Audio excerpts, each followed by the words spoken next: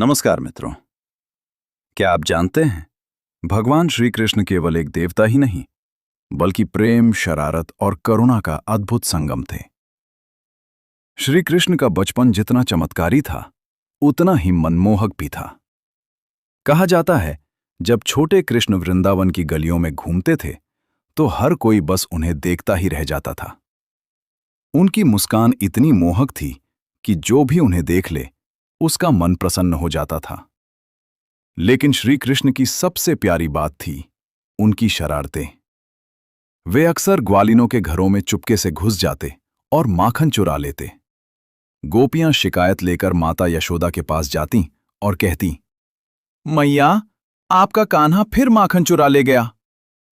लेकिन जब माता यशोदा श्री कृष्ण को बुलातीं, तो कृष्ण मासूम चेहरा बनाकर खड़े हो जाते और धीरे से मुस्कुरा देते। उनकी वो मुस्कान देखकर माता यशोदा भी हंस पड़ती और उनकी सारी शरारतें माफ हो जाती। कहा जाता है, श्री कृष्ण माखन इसलिए चुराते थे क्योंकि माखन प्रेम का प्रतीक माना जाता है, और श्री कृष्ण लोगों के दिल का प्रेम चुरा लेते थे।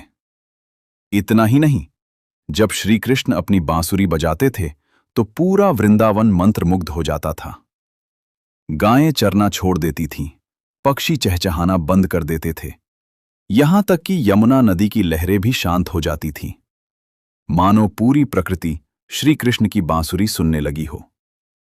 और फिर आता है श्री कृष्ण और राधा का प्रेम, दुनिया का सबसे पवित्र और सबसे गहरा प्रेम। कहा जाता है, राधा और कृष्ण कभी अलग नहीं थे। भले ही वे साथ नहीं रहे, लेकिन उनकी आत्माएं हमेशा एक रहीं।